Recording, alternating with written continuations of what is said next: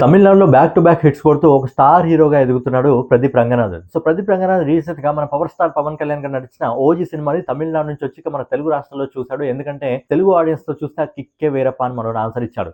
Recent గా మనం dude సినిమాలో ప్రమోషన్స్ లో భాగంగా మన తెలుగు రాష్ట్రాలకు వస్తే ఒక యాంకర్ నువ్వు హీరో మెటీరియల్ కాదు అని చెప్పి డైరెక్ట్ ముఖం మీద చెప్పేసింది. దానికి ఆయన స్ట్రేట్ గా ఆన్సర్ ఉండడం పక్కన ఉన్న వాళ్ళ ఆన్సర్ ఇచ్చారనుకోండి. బట్ ఏంటంటే అతిథి దేవో భవ అనేది మన సంస్కారం, మన తెలుగు వాళ్ళ సాంప్రదాయం. రంగనాథన్ తర్వాత మాట్లాడుతూ ఇలాంటివి నేను చాలా వింటూనే వచ్చానని చెప్పి, చిన్నప్పటి నుంచి నేను హీరో మెటీరియల్ కాదు డార్క్ గా ఉంటానని చెప్పి చాలా మంది అంటూనే ఉండేవారని చెప్పి, బట్ అవన్నీ ఓవర్కమ్ చేసి ఈ రోజు ఒక స్టార్ హీరోగా ఎదుగుతున్నాడు.